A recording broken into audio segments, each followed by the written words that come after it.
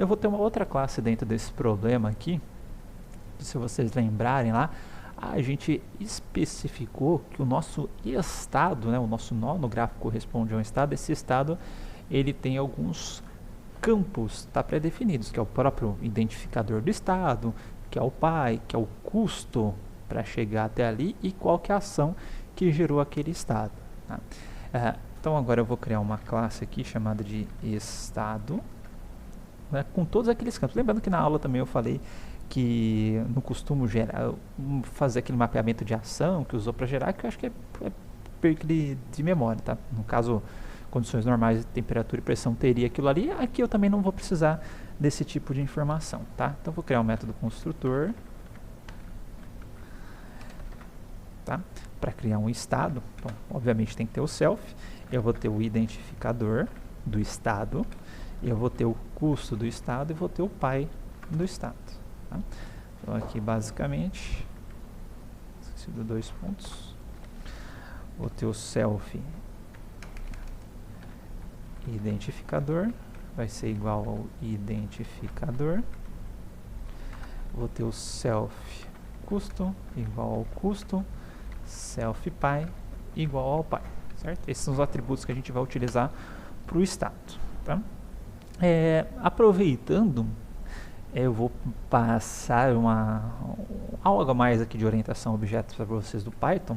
Tá? Eu já prometi que eu ia ensinar objeto do Python, que é o seguinte, ó. Se eu criar um objeto estado, tá?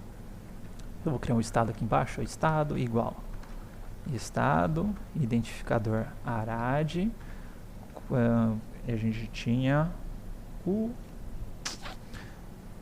segundo atributo, custo 0 e o pai, vou colocar um tracinho, como se tivesse começado a busca por arad, tá?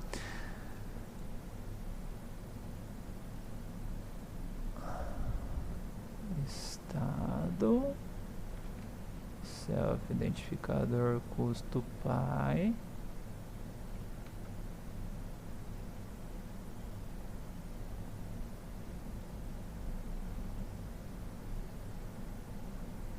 eu errei no init aqui.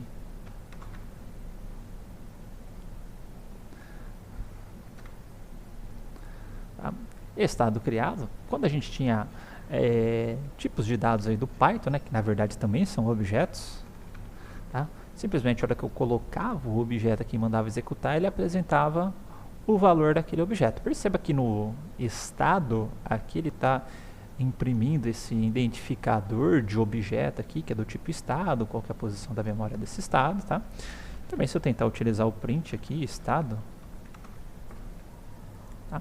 Vai aparecer da mesma forma. Existe um conjunto de métodos no Python que são chamados de métodos especiais, tá? Que são métodos que o Python vai tentar invocar automaticamente do objeto quando eles são invocados, passados por uma função ou mesmo utilizados diretamente no terminal. Tá? Se vocês lembrarem que a gente tem aquele toString em todos os objetos Java, e a hora que a gente tinha implementado esse toString no objeto, a hora que eu chamava o printout.ln, ele chamava automaticamente esse objeto. No Python a mesma coisa. Existem inúmeros métodos aí que são chamados de métodos especiais no Python, que é para caso eu passar esse estado, por exemplo, uma função print, ele imprimiu o valor do estado, alguma informação do estado. Para a hora que eu digitar o estado aqui na minha linha de comando, ele também já passar esse valor que eu pré-defini para o estado. Para a hora que eu utilizar a função len, que é muito utilizada para definir tamanhos de estruturas no Python, por exemplo, tamanhos de lista, etc., ele responder qual seria o tamanho desse estado, por exemplo. Tá? Então a gente consegue implementar todos esses métodos dentro dos objetos. Inclusive maior, se eu quiser fazer um objeto, um estado 1, se é maior que estado 2, eu consigo fazer isso funcionar se eu implementar os respectivos métodos especiais. Tá? Aqui eu vou passar um bem basicão para vocês, que é o def, tá? repr, de representação. Tá? E todo método especial ele começa com esses 2 underlines e termina com esses 2 underlines.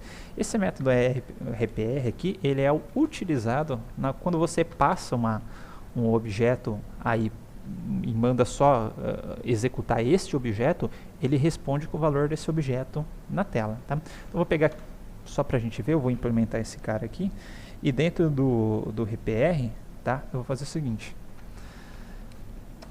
Vou colocar o strID, tá? Que é igual, vou chamar de identificador do objeto, mais, vou criar uma string zona aqui com os valores do objeto, então self identificador. Vou criar uma outra str que eu vou chamar de strPy, tá? Vai ser igual py, dois pontos. A princípio vai ser isso, mas eu vou verificar se o meu self_py, tá? Porque se for ninguém, que é o objeto inicial da busca, tá? Ele vai continuar dessa forma. Se tiver py o objeto, tá? Vou verificar se o meu self_py ele é igual, ou melhor, desculpa, se ele é diferente de none, tá? Porque no nó inicial eu vou especificar o py dele como sendo none, tá? Então, se o self_py for diferente de none, então o meu strPy vai ser igual a py, dois pontos, mais o self_py. Vou ter o custo do nó também, então str custo vai ser igual custo e mais, tá?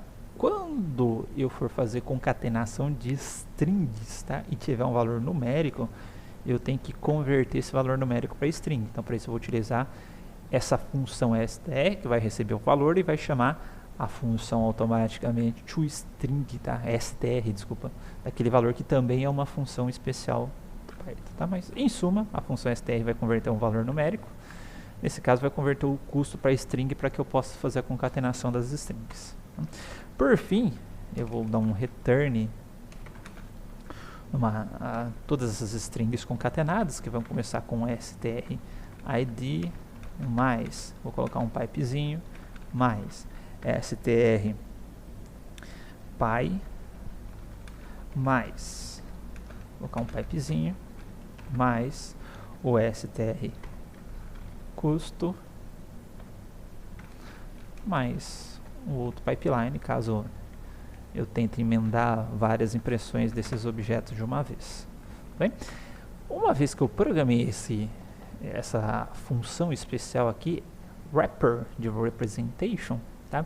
Se eu gerar um novo objeto aqui, e escrever esse objeto na tela, automaticamente, opa, deu um custo, é self custo, desculpa, self custo, que é o custo do objeto, automaticamente, tá? Ele vai chamar aquela função wrapper, tá? Do Python. Então aqui eu criei um estado com arad, custo 0, o py não definido, ó, o py continuou, não foi none, né? Deixa eu passar o py none aqui, quando ele não tiver py, porque eu programei para ele pegar o none, tá? Então o identificador é arad, não teve py e o custo é 0, tá? Uma vez que eu defini o wrapper, eu posso ter um outro método especial só para utilizar dentro do print, tá? Que é o def_str, tá? Self, então ele vai chamar esse cara quando eu tiver um print, mas se eu não tiver ele definido, tá? E quiser eu chamar esse estado aqui, utilizar esse estado dentro de um print, tá? Ele automaticamente chama esse RPR, esse método aí, tudo bem? Com isso a gente tem o estado na nossa árvore de busca, tá?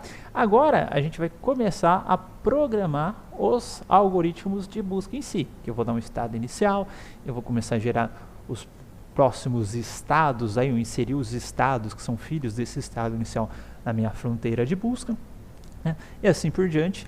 E lembrando que esta fronteira de busca, de acordo com a estrutura que eu utilizar nessa fronteira de busca, é que vai diferenciar se vai ser um algoritmo de busca em largura ou um algoritmo de busca em profundidade, ok? Então, na próxima aula a gente vai implementar esses algoritmos de busca. A gente vai ver que é muito fácil, uma vez que eu tenho uma função para gerar esses meus estados sucessores e eu tenho esse meu nó estado, ok? Então, até lá!